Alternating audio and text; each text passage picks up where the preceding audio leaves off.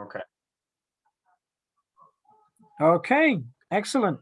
All right, we'll do. And when Myra comes in, I can make her co-host. Yes, are you, do you see anyone in the waiting room? Oh, here we go. I didn't even have the participant screen up. Let me, okay, I'm admitting Myra right now.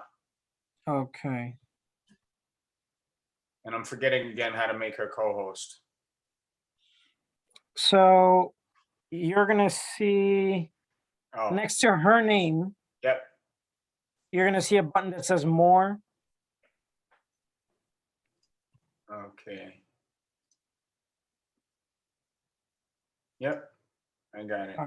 There you go. Hey, Myra, Hi, Ed. I just How made are you the you? I just made you the co-host. Thanks. Thanks a lot. Aren't you appreciative of that? I feel honored. Hey, Myra, I was kind of fishing around with a few people to see if anybody knew what happened with that hearing today at the, for the homeless thing, and I haven't really gotten anything. Maybe I'll try to text Kira because that could be important as to what we're, somebody. Give me a second. I'm actually texting her.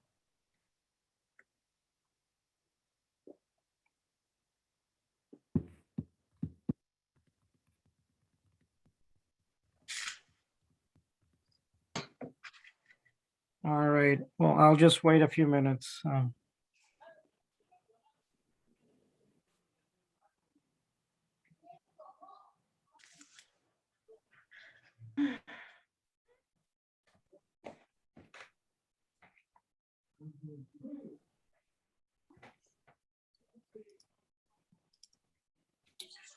Hello, good evening, everyone. It's Hi. Marilyn from the DA's office. Hey, Marilyn, Hi. how are you? Hi. Good evening. Give me a minute. Let me finish with this other virtual meeting. I'll get back on. Hey, Captain, how are you? Good day, Ed. How are you? Good, good, thanks. Captain Gervin, congrats on the appointment or on the promotion, whichever word you guys use at the NYPD.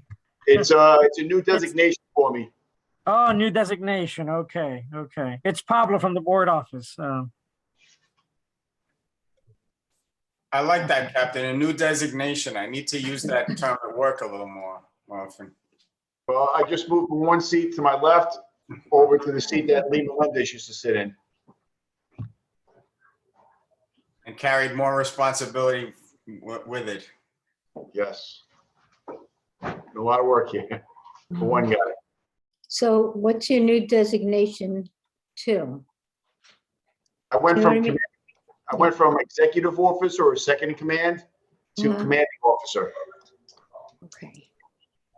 Ted, I see you, Ted. What's going on? Hey, how's it going? It's going good. It's very good to see you. I was going to reach out to you this week. Same, man. Good to be seen. All right. How's everything? All right? Yeah, man, won't complain. You know, we're still here. Very good. Very good. That's half the battle. Yep. Ted, before I leave, Ted, did you see my email regarding your agenda? Yes, I just saw it. I think I might have sent you the wrong one. Okay. I have another meeting after this one. I will send it to you this evening. Okay, very good. All right. Ed, it's 7:01. I have to bounce. Sounds good. I'm going to wait a couple more minutes. I think we already have a quorum. I see Nick is here and Okay, Chris very good. is here. The recording is on. You're all set. Have a good meeting, everybody. Take care. Thank you. Thanks. Yeah, Ed, I might have to leave by about 7:45, around in there. Okay. Thanks All for right. letting us know. I'm just going to wait a couple of minutes.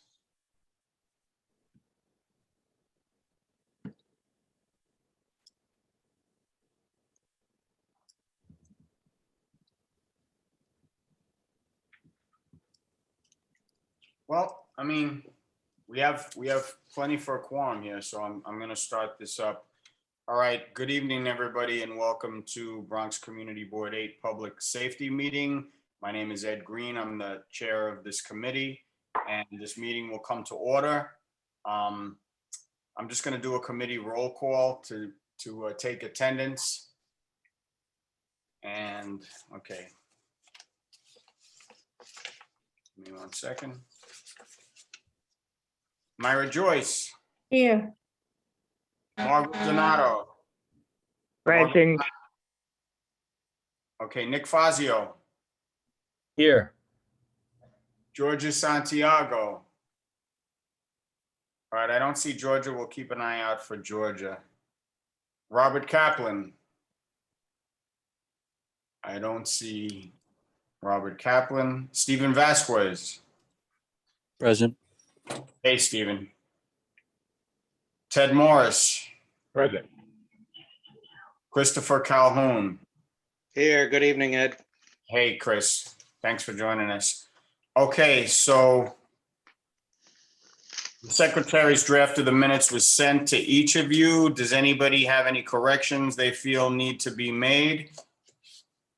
Or any comments on the minutes? Okay, do we have a motion to approve the minutes? so moved. Do we have a second? I second it. Okay, any opposed or any abstentions? Speak now or raise your hand. Okay, I don't see any opposed, any abstentions, so the minutes are approved unanimously. And second. The next order of business is the NYPD report, and we have Captain Gervin, Commanding Officer Gervin, here to give the NYPD report. Yes, good evening. Today I'm here with Police Officer Rasa Jamshir and Police Officer Denise Santos off to my left. And we're just going to go over the CompStat numbers here in the 50th precinct for the past week. And that encompasses the 28-day period going back. For the 28-day, we have no murders. We have no rapes. Robberies are at 12, which is up a little bit. And felony assaults are up a little bit from 11 to 14. We also have 7 burglaries, up from 6. And grand larcenies, which is our biggest crime here, which is property crime, 46 up to 48. And when I'm saying from, that's last year's numbers, which are COVID or pandemic kind of numbers, which are very low. So we're still doing pretty well, even though we're up a little bit. But we're always going to try to fight those numbers. And grand larceny of automobiles, which were up considerably, is 15 to 19. And those are those property crimes that I'm most concerned with. Those are the crimes that really take a lot of investigation or manpower, and we're doing the best what we can. We're losing a lot of cars throughout the precinct, mostly Hondas. Unfortunately, they're good cars. And we have a lot of grand larcenies, property crimes. A lot of it's stolen from vehicles, and a lot of check washing going on.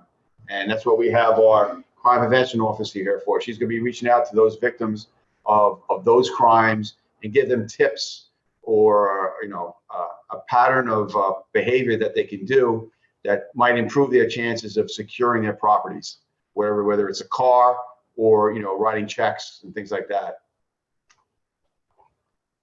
And that's what we have.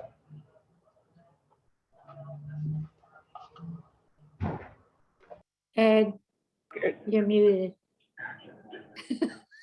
Sorry about that. I try to keep the noise down while the The captain. two most popular words Thank of you. 2020 and 2021. You're muted. Thanks. Thanks a lot, Myra. Yeah, My pleasure. Captain, you mentioned the check washing, and that was something I wanted to do, hopefully in the near future with this committee, is kind of address that. I believe it's one of your community affairs officer that does that with regards to scams. And a lot of scams are being done on the elderly, not just with the checks, but also with internet, telephone scams and checks, and sometimes the phishing out of the mailbox and stuff like that. So, maybe sometime during this week or before next month, we can try to get one of the community officers to give a presentation on that. Is that possible? Or Absolutely. That's what Raj is here for. She's replaced Ralph Cintron, our former crime prevention officer. She's taking the reins on that. And she's going to cover all those 3 things that you spoke about: the check washing, the flim flams, whether it's over the internet or the phone. And of course, she's working with the postal inspector about the phishing on the mailboxes. And even with the new mailboxes with those little teeth things in the tray, they're still getting them.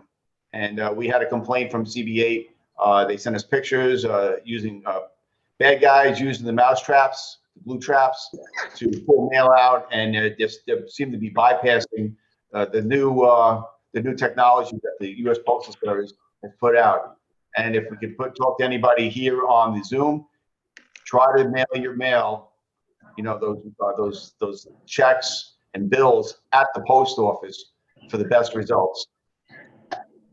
Thank you, Captain. I have a few things, but I want to ask the committee first if the committee has any questions or anything about the captain's report or anything to ask on the 50th precinct. Yeah, I have a Ed? question. Hey, pleasure to meet you, Captain Durbin. My name is Ted Morris. I'm also the chairman of the Housing Committee. And we had a meeting the other day, and I was asked in regards, there was, I believe, a fatal hit and run on near 262nd Street somewhere. Yep. Was it known if that person was homeless or not? No, he was not homeless. He was a resident of Yonkers. He was crossing Broadway, unknown which direction, between 262nd Street and Carroll Avenue, where he was struck by a white Mercedes-Benz traveling northbound into Yonkers, where he was fatally injured. Our Highway Patrol Collision Investigation Squad did a nice, thorough investigation. They were able to go through video, identify the car. They followed up. They have a person of interest. The Highway Investigation Squad does not have probable cause yet to make an arrest, but it's heading in that direction. And with the assistance of the Bronx DA's office, we're going to make an eventual apprehension. Thank you, sir. We appreciate your work in that area. The question really, it was important because, there's a proposed homeless shelter coming to that area. I believe at 5661 Broadway. And yes, we're just trying to make sure that area is not an area where this is, something that's going to happen often if you're going to get more traffic in that area as far as foot traffic, people. That's why the question had come up. But we definitely appreciate your work in that area. Thank you. Thanks, Ted. Captain, I just want to follow up on what Ted said, because I forgot to ask you the last time with regards to that homeless shelter or any homeless shelter, really. How does the 50th work in conjunction with their personal security or whatever security they might have, or what type of relationship does the 50th have, if any, with their security? You're muted. We have a family assisted shelter right next to us, and we have a good relationship with them. It's a very quiet location. If there's any issues, they'll walk right next door and they'll contact our blue shirted community affairs officer, and we'll figure out what they need, whether it's an issue of domestic violence or they need a little direction in regards to legal things. We help them out. We work hand in hand with them. So that's something the local precincts usually have, this type of relationship with these type of security firms for these agencies? Yes, any kind of large scale community will have, like we have Mount St. Vincent, Manhattan College, those type of things. We maintain a constant liaison with the directors of those locations. Thank you. Is there anybody else from the committee that has any questions or any concerns for the 50th? I don't see anybody's hand up. I have a couple of things. One, did somebody say something? Okay. I said certainly, Ed. Oh, okay. All right, so I don't have exact date on this, but recently there was a bust, $4 million worth of heroin, weapons, and ammunition. 577 Marshallou Avenue. So the DEA agents made this bust over there. And do you have any information on that? I know that the special prosecutor was involved, Bridget Brennan, and who commented on this. And there are some people that want to get rid of this woman and her entire department. So I just thought this was a good time to bring it. This is a perfect example of why we need an agency like this, and $4 million of heroin and weapons and ammunition found in a building in our neighborhood, and that's obviously for distribution. So that, I think that's kind of a big deal. Do you guys have any further information on that? Well, it is a confidential investigation ongoing. I spoke to one of the investigating supervisors today, a few hours ago, and the investigation is ongoing. And that's all I can tell you right now, Ed. Okay. It's been positive. The investigation has been positive to date. Yonkers, Northern Westchester. Who's speaking? Manager would visit it 1 to 2 times a week minimum. Hello? They have no more than 7 buildings per manager.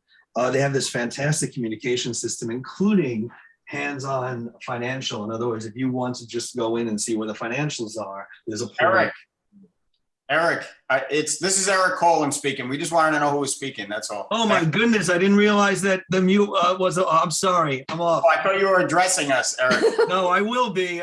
Fred, let me go. I'll speak to you later, okay? Bye. All right. Yeah, that was kind of weird. Thanks. That's okay. Okay.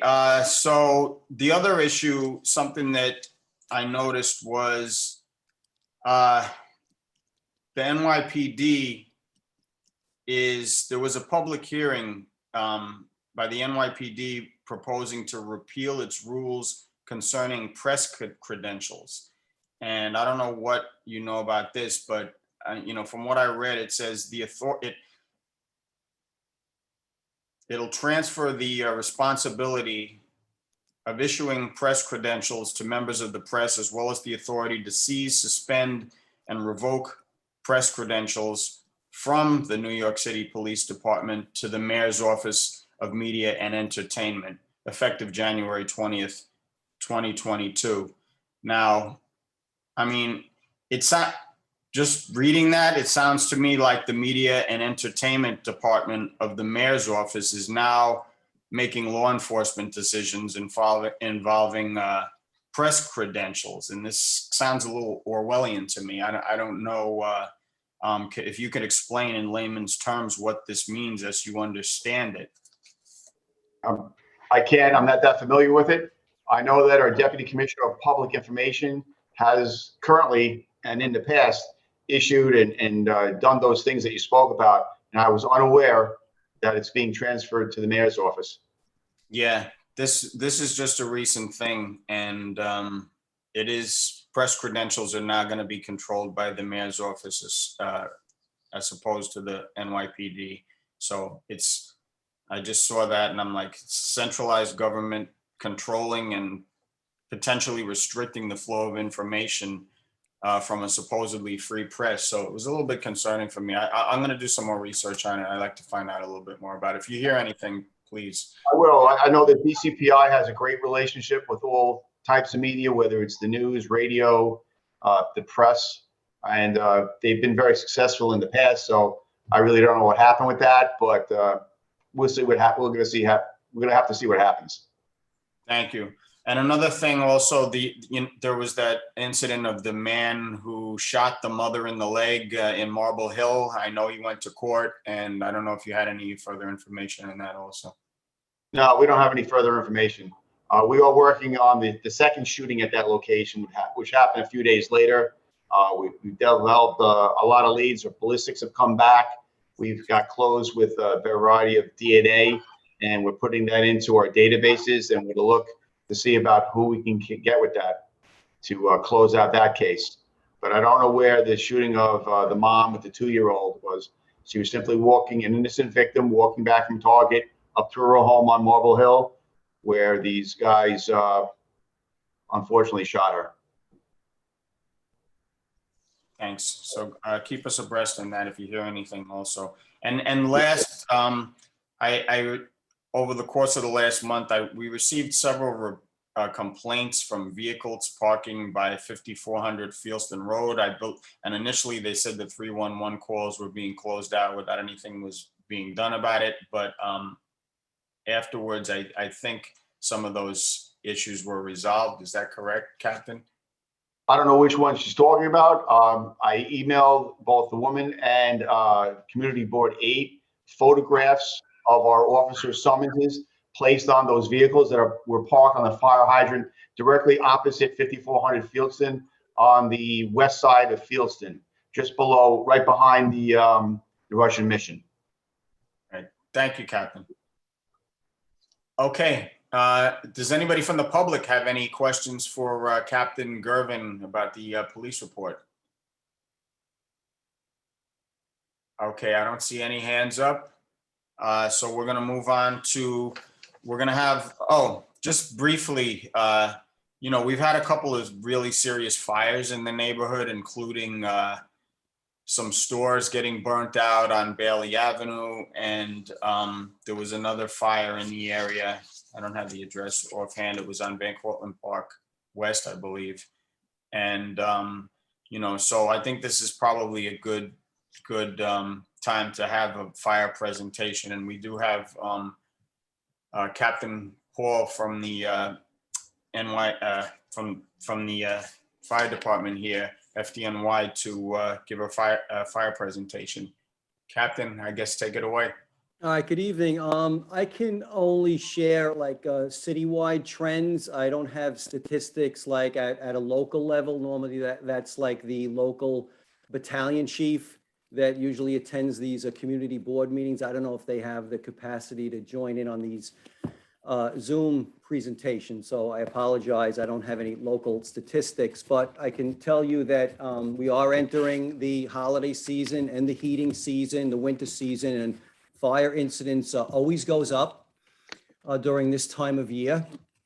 On average, we have in the city about 60 to 65 fatal fires per year. So we're almost done with 2021, and we're about average. We're approaching 60 fatal fires. The only thing that stands out is it's been an inordinate amount of seniors have more than in the previous years. We've had a lot more seniors this year. So what can we do to protect our seniors? We have to make sure that everybody has a working smoke detector, especially our seniors. And we want to upgrade. Right now, we have 10-year seal lithium batteries in our smoke detectors. So we always had the campaign, right? Change your clock, check your battery. So last week we pushed the clocks back, right? And we remind people to check their batteries, but we want to get away from checking and changing batteries, especially seniors that are living alone. I always felt bad asking somebody, a senior, to get up on a ladder, reach over their head and change a 9-volt battery in their detector. So please spread the word throughout your community. All you have to do is reach out to Red Cross. We've got federal Homeland grant money. We have thousands of detectors in our warehouse. We're sending out teams every day in the 5 boroughs, installing and providing for free. And it's not too good to be true. We're not looking for anything else, illegal occupancies, building construction violations. We understand that you're 60% more likely to die in a fire without a working smoke detector. And what's changing also is that fires now are so different than from when we were kids, right? Every fire now is almost like a chemical fire. For instance, think back when you were a kid, your TV was in a wooden box. Now it's a hunk of plastic hanging on the wall. Your mattress was filled with cotton, right? Now it's all polyurethane foam, carbon-based, right? And your furniture is wood chips held together with glue as opposed to solid wood. So a fire now, you got about a minute or so, and you've got thick, black, toxic, swirling, choking smoke. People don't understand how critical time is and how critical it is to have a working smoke detector. So please spread the word. 1-877 Red Cross. You can call and get prompted, or you could just reach out on the internet to Red Cross Sound the Alarm Program. And like I said, we're sending teams out every day, 10-year battery. We're just reminding people to test it and talk about an evacuation plan.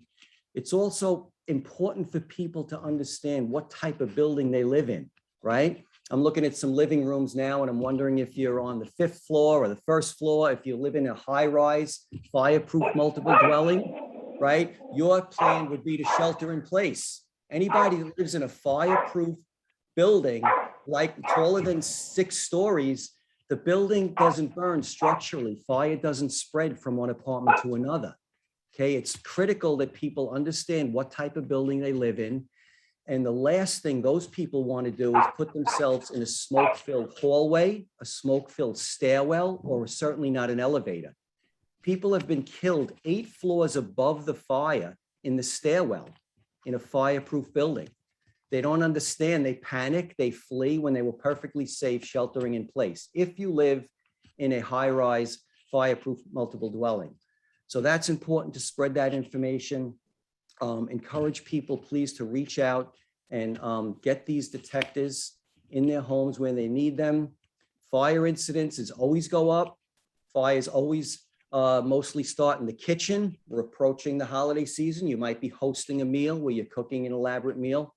Understand that electric stoves are more dangerous than gas. The reason is the newer electric stoves have a nice solid glass surface, right? And people are misusing that for additional counter space, especially people that live in smaller apartments. It's a nice solid glass top. Those burners are hot even when they're not red, right? They turn red, they heat up, but then they cycle off. If somebody's putting paper plates or paper towels or the dish rag too close to that, it's dangerous, okay? Be aware of that. Be aware of your self-cleaning oven features. That works on extremely high temperatures. The door locks closed. It's dangerous. Real quick too, electrical fires. The holiday season, we're plugging more things in. A lot of fires, fatal fires, very destructive fires came back to overloaded power strips. People need to understand this doesn't boost up the power in your house, doesn't add amperage. It's just a convenience item that is okay maybe next to the bed for your alarm clock, your lamp, or your maybe phone charger. It's okay near the TV. It's okay near the computer, but never in the kitchen, never for an appliance, all right? An appliance is real quickly anything that gets hot or cold, right? Like an iron, a hair dryer, a curling iron, a toaster oven, electric blanket, all right? A space heater. That type of current was never meant to go through an extension cord. All of those things need to be plugged directly into the wall and get into the habit of unplugging it, all right? We're in the habit of when we're done with the toaster oven, unplug it. When you're done with the hair dryer, unplug it, all right? These things heat up. They overheat, they cause fires. Never ignore an electrical smell, something burning. Never ignore a spark near an outlet. Never ignore like little black soot that you see coming up out of the outlet. If you notice an outlet is loose when you plug something in, you've got to address that right away. The wires are loose behind the wall. You get a spark in the wall, you get fire in the wall, fires in the attic. Fires in the attic, you lost your whole house, okay? Please be careful with that. Be careful with your Christmas lights. A lot of those old lights, if the insulation breaks down and you've got bare wire, you put bare wire string lights on a gutter or a nail, you're going to have a fire. If you have bare wire on a Christmas tree, you're going to have a fire. And if that's a live tree that's dry, you're going to have an inferno. Fires start small, but they double in size every 1 minute. If you think about that, a fire doubles in size every 1 minute. You got a kitchen fire. If you got an extinguisher handy, that's great, but you got about 1 minute, all right? If you're not making headway in 1 minute, it's time to put your evacuation plan into motion. And if you do use live trees, make sure that they're watered daily. Check your Christmas lights. If you can encourage your friends and neighbors to switch to LED lighting, all right? The prices have really come down. Those halogen bulbs that you put in your hi-hats and your ceiling, they burn so hot. And a lot of fires start that way, okay? LED lights, you can change the bulb when they're lit. That's how cool they stay, all right? You should put them in your lamps. You should put them in your hi-hats, and you should switch to holiday lighting too. All right, candles are more popular during the holiday season. Menorah candles are the most dangerous, right? Because they're tall and skinny and they tip over.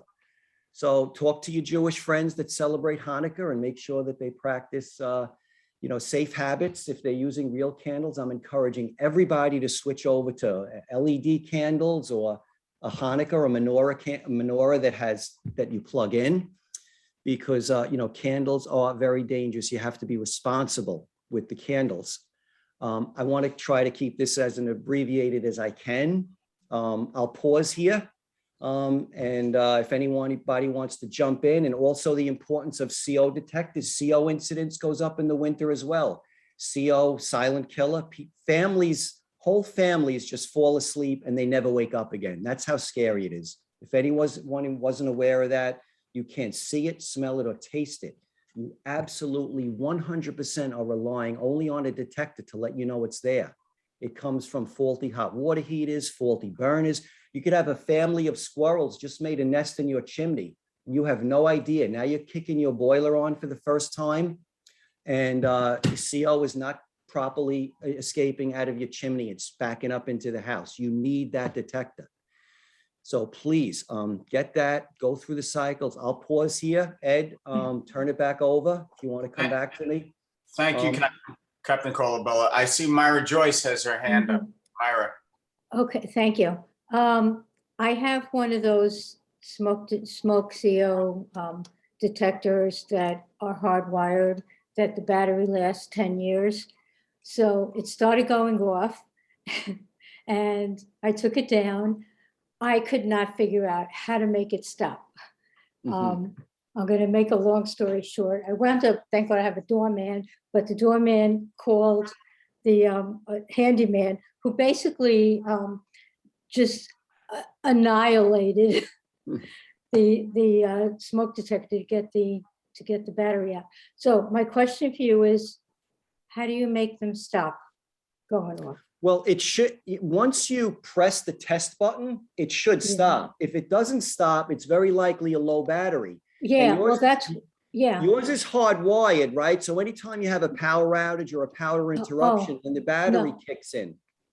Yeah, no, I didn't really mean hardwire. I mean, I meant that the battery was one of those 10-year batteries. Okay. So, yeah, so the battery was dying, so it wouldn't stop beeping. It should have reset. It's malfunctioning. You can look at an issue date on the back of these things, and if it's older than 7 years, I would absolutely replace it. But the newer ones are great. Get on that Red Cross list, because they have dual sensing technology now that eliminates nuisance alarms. That's a problem when these go off too easily around the shower or around when you burn the toast. People drop the battery and they forget to reinstall it. So yeah, no, I got a new one. Great, thank you. Yeah, that's great. Yeah. That's great. Okay, I see. Thank you, Mary. I see committee member Ted Morris has his hand up. Hey, Captain Colabella, thank you for your presentation. Just real quick, I understand there's always been a push for the smoke detectors, but are we still getting the word out in regards to making sure that your doors are closed if you have to leave your apartment in case of a fire? I know there have been several cases, especially here in the Bronx, where there was an entire building, people were killed because doors were left open in an apartment that allowed the fire to spread. So is that something that's still being pushed, and are building superintendents still required to make sure that these doors close once they, close automatically once they're open? Absolutely. I'm glad you brought that point up. We have two major initiatives right now in the fire department and in fire safety education. Number one is get a working smoke detector, and number two is close the door. We have public service announcements that we have on our website. Close the door. We have the message out in 20 different languages. Close the door. Close the door. People don't understand the impact that fresh air and wind has on a fire. It is think of it as the fire is like a bad guy chasing you, right? You're running away. Naturally, you're trying to slow him down. You'd close the door behind you. Any door you could. The door to the bedroom if the fire's in the bedroom, the door to the hallway when you leave, the door to the stairwell, the door to the lobby. Fire loves fresh air. It needs fresh air. And especially in those fireproof multiple dwellings I mentioned, if you've got a wind shift where wind all of a sudden now comes off and it comes into the apartment. If that door to the hallway is left open, civilians and firefighters have literally been incinerated in those hallways if the door was left open. So it is a nightmare. It is a major concern. We're trying to encourage everybody to close the door, but it comes back to being calm, right? And that's the single most thing that's going to help you escape a fire is remaining calm. That is it. It doesn't matter how big, strong, or smart you are. If you're not calm, you're not going to be able to help yourself or your family, and you're going to make bad decisions like leaving the door open, like panicking, like hiding. So absolutely, you want to close the door. It's a major, major push. Landlords are required to have self-closing doors. It is critical. And like you said earlier, we had an 8-alarm fire in Jackson Heights earlier this year. 40 families lost everything because the tenant of the fire apartment panicked, left the door open, and went to go look for the super before they called 911. So, and also if the door is left open, now you're forcing your neighbors to go out the fire escape. You just eliminated their primary means of egress, right? Out into the public hallway, down the stairs, into the lobby, and out safely. If the door to the apartment was left open, now you got a smoke-filled hallway, a smoke-filled stairwell. Your neighbors are now forced to go out on the fire escape. But rest assured, our average response time is about 4.5 minutes, I'm proud to say. So it's, as much as people don't want to go out onto a fire escape, it's very rare that somebody is on there too long before a firefighter is on the way up and assisting them down to the street. Thank you, Captain. Anybody else from the committee have any questions? All right, I have a couple of things. One, unfortunately, I'm probably one of those people that use too many of the power strips. And that's, I think that's one of the issues that a lot of people have. We just, as a society, we have a lot of appliances now. And I was wondering if you could recommend any alternatives if if people simply don't have enough wall outlets in their apartment to accommodate their appliances. What we usually do is we kind of, we go to the power strips. Are there any alternative ways of going about this? People hate this answer, but because I sympathize with you, but that's the thing, right? Especially in older apartments, there's just not enough outlets. And you touched on it, Ed. Think about when you were kids, right? Versus now, how many things we're plugging in, especially in the kitchen. On the kitchen counter, you could have a George Foreman grill, a coffee maker, an air fryer, a toaster oven, a blender, a bullet. It's insane, but we can't do it, all right? These things were not meant, appliances have thermostats, compressors. Why is heat up? Why is cool down? Why is expand? Why is contract? That type of alternating current was never meant to go through an extension cord of any kind. I don't care how thick it is. Those things should be plugged directly into the wall outlet, preferably the only thing in that outlet. And when you're not using it, unplug it. That's the safest way to deal with it. Like I said earlier, there really is no alternative.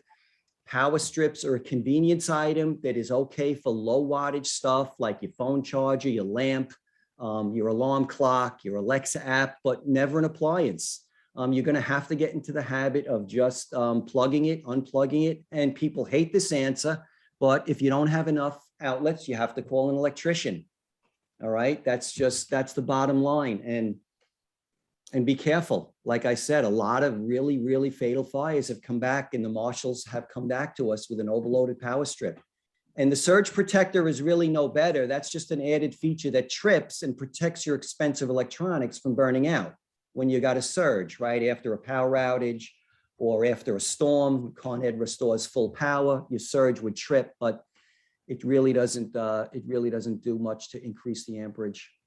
So when you say call an electrician, are you talking about calling an electrician to have new outlets installed in your apartment? Let's say you have an apartment.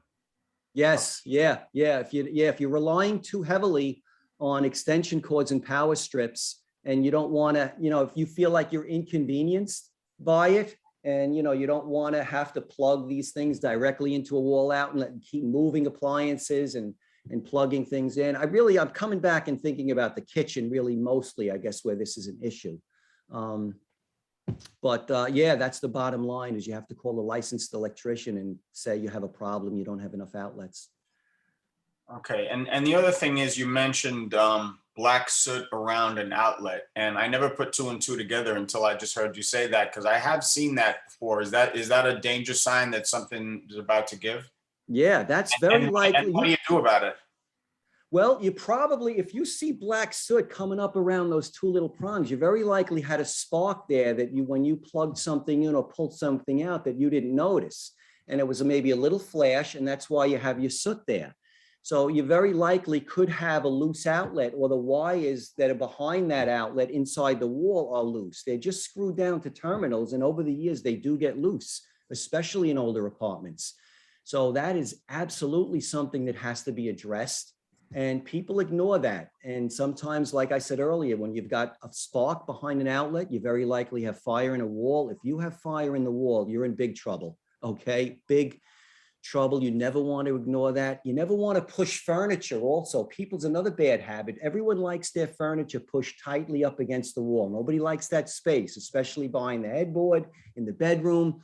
But if you're pushing that and you've got stress on that outlet, something's plugged in behind there, and you're pushing and pushing and pushing, you got a 90-degree bend on that outlet right where it meets there and it starts to turn. Guess what? That plastic insulation is splitting. It's getting dry. You've got bare wire. And these are how fires start. People don't really understand all the ways that fires start, but you can never sacrifice in safety when you're trying to make the house look nice. All right. And also, if I could get back to two good Christmas tip items, get somebody a nice LED candle. You combine it with an air diffuser. You want to get away from burning incense. And even those plug-in air wick fresheners could be dangerous, right? They heat up the oil. They work great. They make the house smell great. But a lot of people don't monitor those. And when the oil dissipates, now you're just heating up a hunk of plastic for no reason at all. People don't really replace the oil. So you have to watch that. If you have an outlet that's controlled by a wall switch, that's the best thing, because you could keep it on for a few hours, let it do its thing, and then shut it. But people don't monitor the oils. There has been a link to carcinogens in those oils and some formaldehyde. So I think a nice alternative is an LED candle. They flicker, they look so great. And if you miss the aroma, you combine it with an air diffuser that has those aromatherapies. I think that's a great combination. Thanks a lot. Is there anybody from the public that has any questions for Captain Colabella of FDNY? All right, I don't see any hands up. So I just wanted to thank you, Captain, for coming out. It was a terrific presentation. And last but not least, what is that thing in the middle? The white thing, is that just a fan for you, or is that some new tech type of? Well, this is one of my props. This is a space heater. So it's just like a toaster oven with a fan on it. That's it. That's how they work. This is a red coil that heats up and a fan that blows hot air.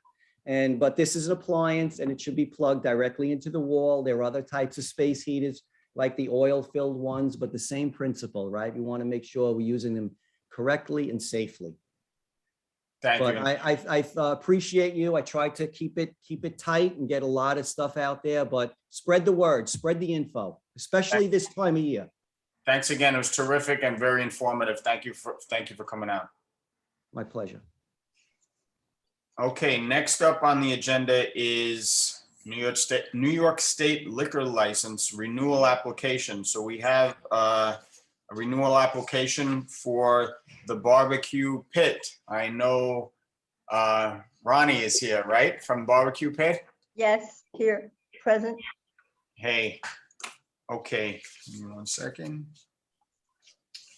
So did everyone from the committee get to review the application for the barbecue pit? Yes. Okay. Captain Gervin. Yes, sir. 5788 Marshallou Avenue. Have you any issues over there at that location?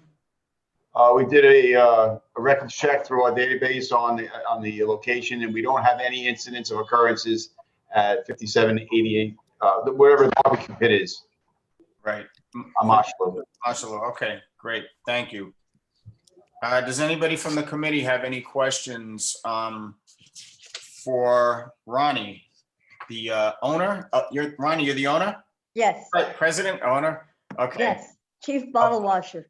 How is it going over there? How's the business? Everything good? Yeah, everything's good. Doing the best we can. I hear you.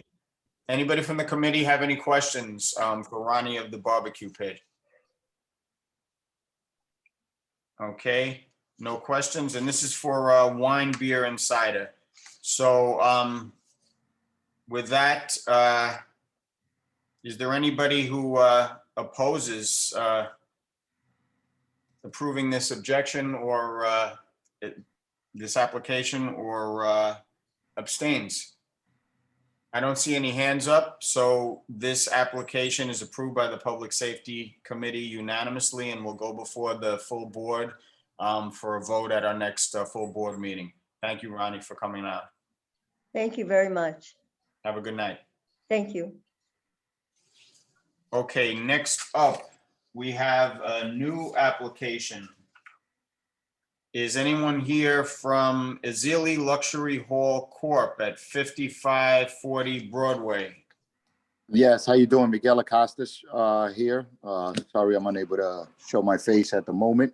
I'm here to represent Azili Luxury Hall, located at 5540 Broadway, with the intentions to apply for on-premise full liquor license for a catering establishment.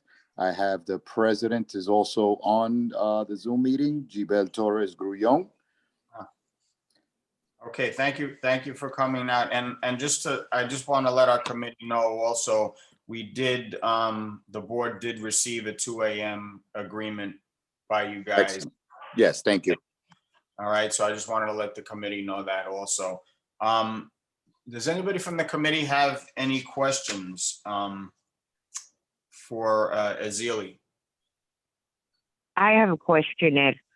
Margaret? Hello? Yes. Yes. Do you have any other establishments, or is this your first location? Well, this is my client's first location. She comes from an experience of working with catering halls, decorating. So basically, she launched her own place where she's also going to be doing the decor with family members and providing the food. So this is basically the first run. Okay. Also, is she planning to have loud bands or noise-making parties or catering events? No. So basically, these are private events. The establishment is not going to be open to the. It's not going to be open to the public. She's going to be having acoustic bands in some occasions, depending on the type of event. And basically, there are no live entertainment, such as, groups. Basically, if she's going to have somebody that's singing live, it's going to be more acoustic, one person, maybe somebody, doing the guitar and things like that. So nothing that's going to cause any nuisance to the neighborhood or create any problems. Okay, thank you. Thank you, Margaret. I see Stephen Vasquez has his hand up. Stephen. Yeah, I do. So my question is, what exactly is your title or your role? You said you represent this new request for the liquor license. Just what's your title? I'm actually the accountant. I am processing the application for the establishment. So I'm actually an expediter. Gotcha. Okay. Okay, I don't see any other questions from the committee. I have a couple of questions. Sure. So are you going to have promoters? No. No promoters, okay. And what are your hours of operation going to be? Uh, Depends on the event. As you see, we submitted the Typically, 2 a.m. So, you know, you may have events that may run from 7 to 10. You may have events that may run from 8 to 12.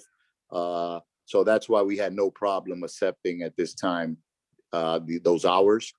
You may have kids' parties on a Sunday that may run from 2 to 5. So everything is going to be in a period of 3 to 4 hours.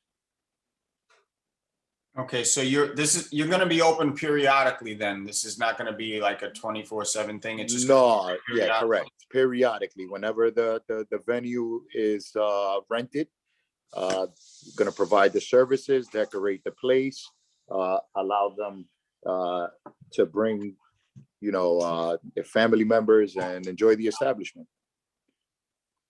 Okay, and you mentioned earlier that the owner has no other businesses, and have they ever owned any? No, they haven't owned any other business. No, basically they just come from the experience of, you know, catering, assisting other catering establishments and decoration and bringing in the food and things like that. So. Okay, great. Okay, so Stephen Vasquez, is your hand up from before? Do you got another question? No, I got another question. You said it was open periodically. Is there sort of like the earliest, and so what's the earliest and the latest you'll be operating? Well, like I said, it depends on the time of the event. So for example, you may have a corporate event where you want to meet after work. So it'll be from 6 to 10.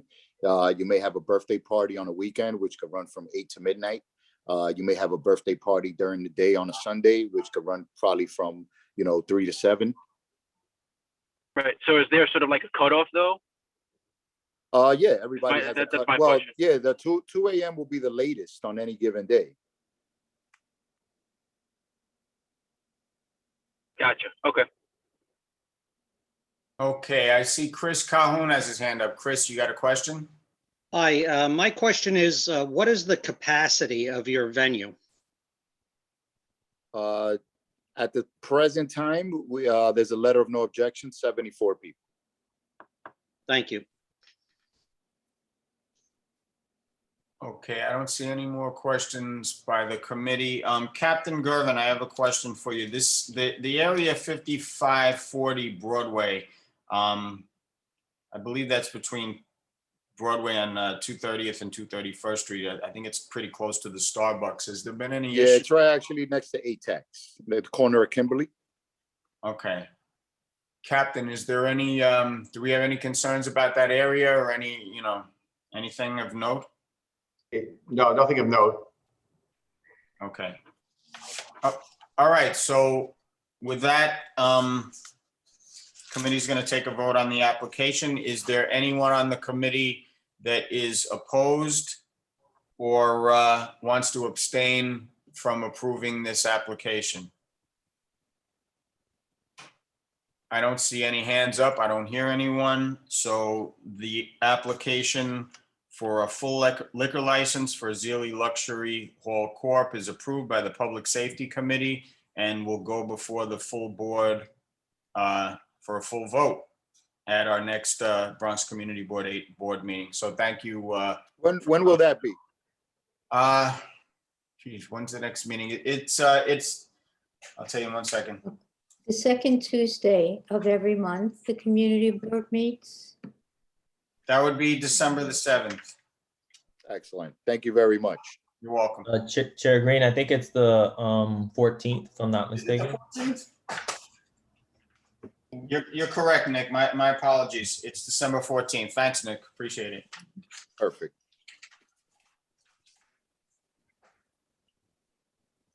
So thank you very much. You guys have a blessed night and I greatly appreciate. And Jibel, you have anything to say to the committee? I guess she's on mute probably. No, she's not muted. That's fine. She's a first time owner. We're wishing her the best. Thank you very much. You have a blessed night, everybody. Thank you. Thank you. Thank you. Okay, so with that, Do we have any old business? Does anybody have any old business? Do we have any old business that we need to take care of? I don't see any hands up. I just wanted to discuss as far as new business is concerned. I just put this on the agenda because it came up and it's been an area of discussion for a long time in this community board. And, you know, we've discussed, you know, potential legislation to try to do something about this issue. I know it's probably noise pollution, noise complaints, 311 calls about noise are probably, and I guess we should be fortunate for that it's not other worse stuff, but still it's a nuisance. That noise complaints are one of the biggest complaints we have in this area. And just recently, Governor Hochul signed legislation cracking down on noisy illegal mufflers and exhaust systems. So I just want to discuss this briefly and how I'm really more concerned about the law enforcement aspect of this than anything. This is a long time coming as far as I'm concerned. It's called the Sleep Act, but I just want to try to get a feel of how this is going to be practically enforced. So the first thing I just want to say about this law is that it increases penalties against motorists and repair shops that illegally modify mufflers and exhaust systems to make them excessively noisy. So this is something that we've been calling for a long time. Some of the specifics about this law is that the maximum fines for installing illegal equipment will be raised to $1,000, which is an $850 increase. And inspection stations will also be required to inspect motorcycles to ensure that the mufflers and the exhaust systems have not been illegally modified. Who's that? Did I hear somebody? Okay. So the other, okay, so if repair shop owners willfully violate this legislation and install illegal vehicle equipment 3 times within 18 months, they risk losing their certification of inspection stations and operating certificate. That's part of the law also. So if they're caught within 3 times within 18 months, they're going to be essentially put out of business as far as inspecting is concerned. So, I think this is a good first step, but I feel there needs to be enforcement at the motorist level, which is not always the easiest thing to do or hasn't been in the past. Well, I mean, I have a few questions about it, but I'm just going to open it up to, well, Captain, I'll ask you, I guess. So what role does the 50th precinct have in enforcing these laws? And are there any plans in place to monitor noise from motorists and inspection stations to see if they're not breaking the law? And, how can these motorists be fined and how will the noise be measured? There's a lot of questions about how this could potentially be enforced. It sounds like a good law, but how do we make it work for the community to cut down on noise? We don't do the inspections of New York State inspection stations. But we do vehicle and traffic enforcement on unreasonable noise coming from a vehicle exhaust. We've done that twice in the past 2 weeks. We've seized 2 motor vehicles for reckless driving, and those vehicles had loud, excessively loud exhaust systems. It was a vehicle taken from JFK High School where we've gotten complaints, and then we grabbed another souped-up Dodge Durango. A souped-up Jeep going up Riverdale Avenue with the excessively loud exhaust system on it, recklessly driving, and an arrest was made on that based on prior complaints about the location. So that's 2 seizures in 2 weeks. So it's an ongoing. Captain, how do you make that determination, though? That's kind of what how do you make the determination if you see, do you have a way to measure the sound or sound meters, or like if somebody has an excessively loud muffler, how does the 50th make that determination in order to move on them, basically? with the vehicle and traffic law, like a moving summons, it's just common sense standards. Now, if we were writing an Environmental Control Bureau summons or violation, we'd need to have a sound meter to measure the decibels of the violator if they have like a speaker system outside the car. But we don't have that, so we don't write those too often. How do we get you one of those? Well, we have to, I think the police department has it, but with the slowdown of training with COVID and pushing out police academy classes, we haven't had anybody trained recently to use that equipment. Nick Fazio's hand is up. Nick, do you got a question for Captain German? Yeah, it's just a kind of a, hi, good evening, Captain. Good evening. How are you? It's just kind of a general question, I guess. I don't know if you can answer this or maybe someone else can, but some of the noises that I hear coming from these vehicles, they don't sound like normal mechanical noises. Like they're almost some kind of amplification within the vehicle itself. I don't know if it's part of their sound system, but what do you have any insight into exactly what that is? I mean, obviously it's really loud. It's the things that we've experienced and we see out there are just the modified exhaust systems combined with sometimes they put a tuning system, an electronic device, they change the chips, and sometimes it causes the like on the down RPM, it'll cause the vehicle to backfire loudly. That's what it is, right? A lot of pop, pop, pop, pop, boom, and all that stuff. Yeah. And that has to do with the tuning of the engine. Right. Yeah, because with the exhaust. I mean, I was driving the other day and it sounded like a stick of dynamite. Like it was, yes.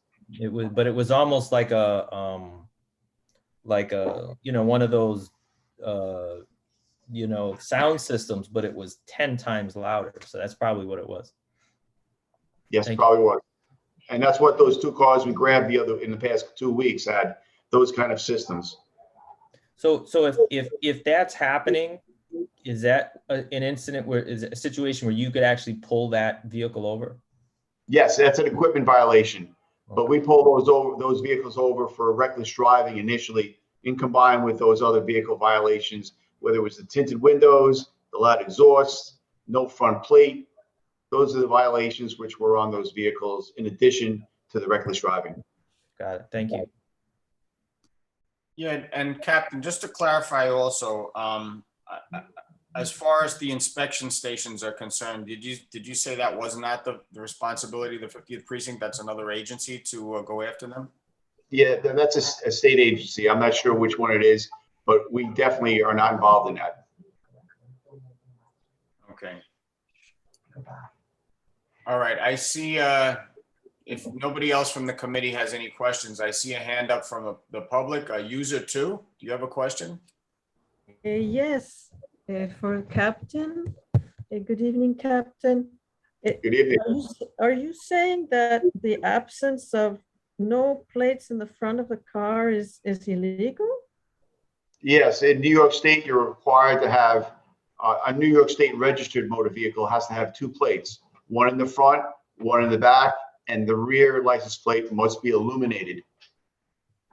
Okay, and if the car has those paper plates, Texas or New Jersey, they don't need a front plate, a front plate. Yes, that's correct. They do not need, it's a temporary plate, which is used to move it from the location of the issuance of the paper plate to wherever it's got to go to. And then they're supposed to register, insure, and properly inspect that motor vehicle in the resident's home state. All right, well, I just want to say that Bailey Avenue is still a location that these cars like to drive by even in the daytime. Bailey Avenue, 234th, 233rd, 230th, they're still around. If just in case, to let you know. Thank you. Thank you. Thank you, ma'am. Thank you. Okay, is there anybody else who has any questions about this particular topic right now? I know, Nick, is your hand up from before? Yeah, sorry, I forgot to lower it. No problem. I see a telephone number. Oh, is that Georgia? Is that you? I see a telephone number with their hand up. Is that Georgia? I see 718. That's me. Georgia. Can you hear me? Oh, yes. I'm sorry, I'm unmute. You're unmuted. You're unmuted. Welcome. Oh, okay. Now, I wanted to ask the captain, because it seems it is very dangerous. The people also, not just with the cars we were speaking of, but also with the motorcycles. They're on the sidewalk, as we brought this up before, Myra, myself, and different ones. But they're in the street. It's difficult to even, it's dangerous to even try crossing when you're supposed to cross. With these people with the motorcycles as well. And with the noise and just like with the cars. So that's why I'm asking, is there anything to be done about that problem? Yes, there is. The We are seizing them when we can. We don't actively engage in vehicle pursuits after them, but definitely when they're stopped or they're chained up, we do have an opportunity to seize them, and we do. Our community affairs officers have put pictures of some of those seizures out on our Twitter page if you want to look at those things. Those things we're seizing around the Riverdale neighborhood, and that's the thing that's going to be ongoing when we are able to seize them and take those illegal motorcycles and scooters off the street. Okay, thank you. Thanks, Georgia. And Myra, I see Bob Kaplan is here as well. So, and obviously we got Georgia for attendance too. Hey, Bob. Okay. Oh, you know what? I apologize, but I did not. I should have introduced Marilex from Bronx DA earlier, which I unfortunately neglected to do. If Marilex, if you're still on, hello, sorry for not introducing you earlier, and I don't know if you had anything you wanted to add from the Bronx DA, if you're still on. Hi, sorry. Sorry, Marilex, I should have introduced you at the beginning. I got a little carried away there. No worries. So sorry, let me just put the camera on, sorry. So our district attorney is currently working on having another gun buyback event, having another gun buyback event within the confines of the 47th precinct due to the increase of gun violence. That's going to be December 18th. But other than that, I don't have any other reports. If you have any questions, I can answer them now or get back to you depending on what it is. Does anybody have any questions for Marilex or Bronx DA? No questions for now. If you see me next meeting, I might have a few about our incoming DA, but we'll I guess that's for a later discussion. Okay, no problem. All right, thanks. Thanks for coming out. And again, I apologize for not introducing you earlier. Okay, so with that, does anybody have any new business, anything they want to bring up? Anybody from the committee? I don't see anything. Anybody from the community? New business for Public Safety Committee. So my apologies for being late. I had a work obligation that came up at the last minute, but thank you very much for being so understanding. Thanks for making it. I see a hand up from user 2.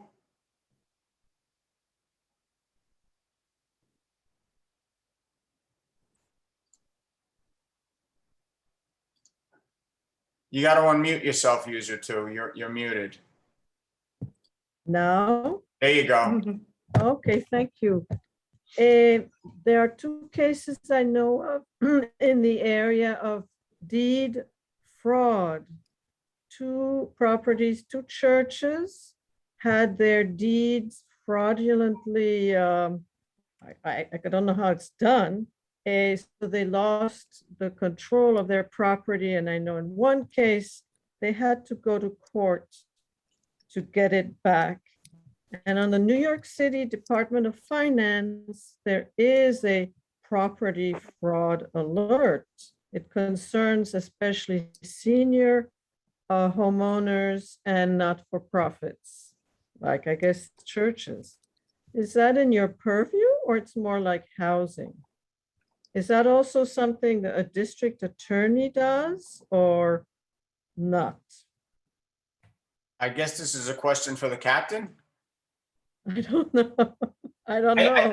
I just like to say also, I said this earlier in the meeting, but as far as fraud is concerned, there's a lot of fraud going on, and it's something I'd like to address and put on our agenda as soon as I can get a commitment from the 50th Precinct Community Affairs Community Affairs to do basically a presentation on this. So I don't know if that deed fraud would fall into that category, but Captain, I don't know if you have any comment on that.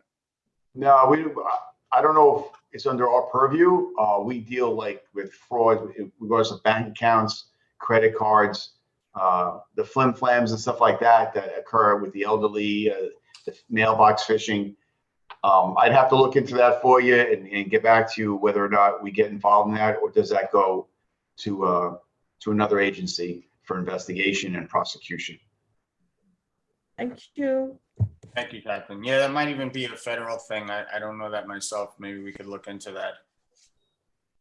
Okay, Georgia, is your hand up from before, or is this a new question? From before. Okay. All right. So with that, I do not see any other hands up.